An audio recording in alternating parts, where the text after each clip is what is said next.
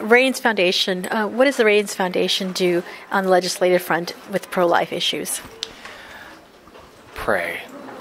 Because actually our focus is not the legislation.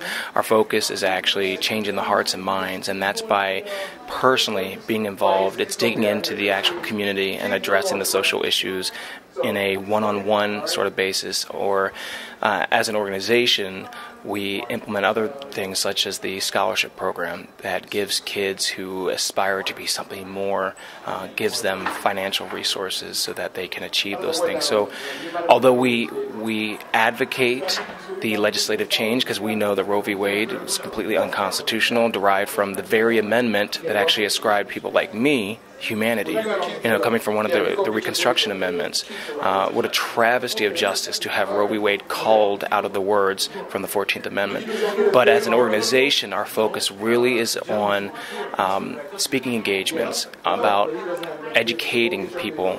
Really, what we say is we illuminate the social issues, we educate people about all the ramifications of those issues, and then we motivate them to act. And so if part of that component is changing legislation where they are, go for it. But we're really about trying to reach people's hearts and minds more so than trying to make changes through legislation. That's great. And how did you come up with the endangered species promotion or campaign?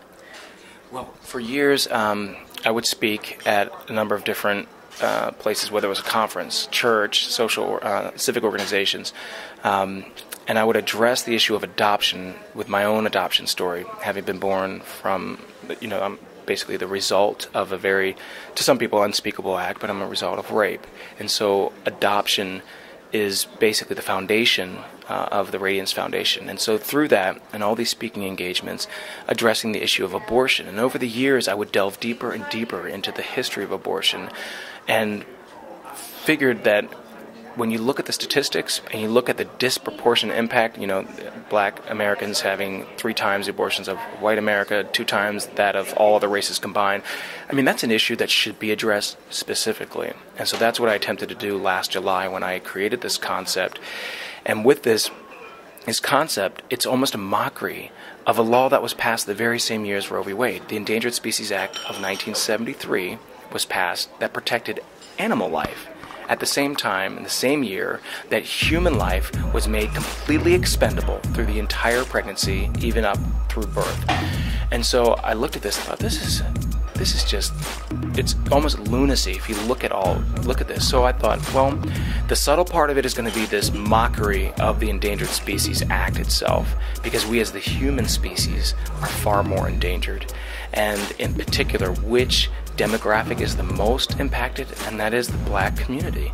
And so it was intended to launch in February as part of Black History Month, because the website toomanyAborted.com really delves into the history of abortion, the eugenics history of abortion, Margaret Sanger, Planned Parenthood, and puts abortion in a much broader context so that people can understand when you hear the euphemisms of today and then you see the present statistics, here's the correlation.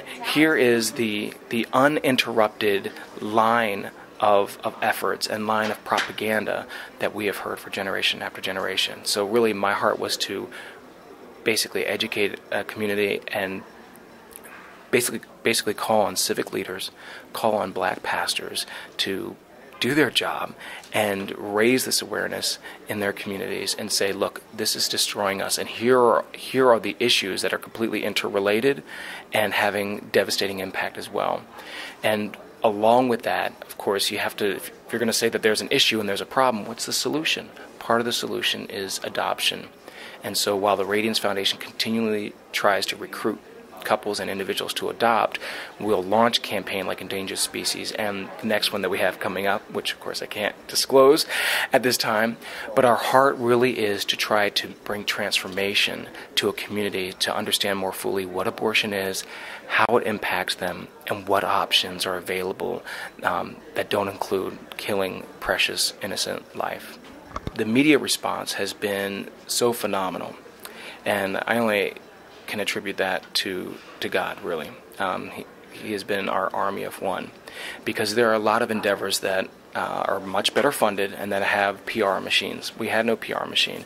But what we did have was this almost visceral reaction to this campaign from pro-abortion advocates who were, let's just say, not so happy about it. Because when you call them out on things, when you present the truth in such, and this was key, our website doesn't refer to any other pro-life website. It refers to primary sources like the CDC, U.S. Census Bureau. We did a ton of research so that people could just see the facts as they are. It's a very secular approach to the issue of the sanctity of life, basically. And so the reaction has been amazingly positive, especially from African American women who are writing and saying thank you. African American men who are saying thank you. The dissolution of the black family, which we highlight on the site, is destroying us. Thank you for finally bringing this to the public's attention. So overwhelmingly, it's been positive. Overwhelmingly, it's been negative from the pro-abortion side, which is what you would expect. But the thing is, their responses are always mired in emotional and invective. They don't actually have the statistics to substantiate or back up what they're saying. And so what's been remarkable is that there have been actually some very fair and positive media reports. The LA Times, the AP of all sources. I never would have thought the AP would present a fair article on our campaign. And those two in particular have been remarkable. Jet Magazine recently did a 2-page article on the campaign and highlighted adoption, which was the underlying theme in the campaign. Beautiful. I'm just saying, wow, I'm loving the response to it, and loving more than that the emails that we get of people who have been transformed, who have said just because they saw the news piece on the story that led them to the website.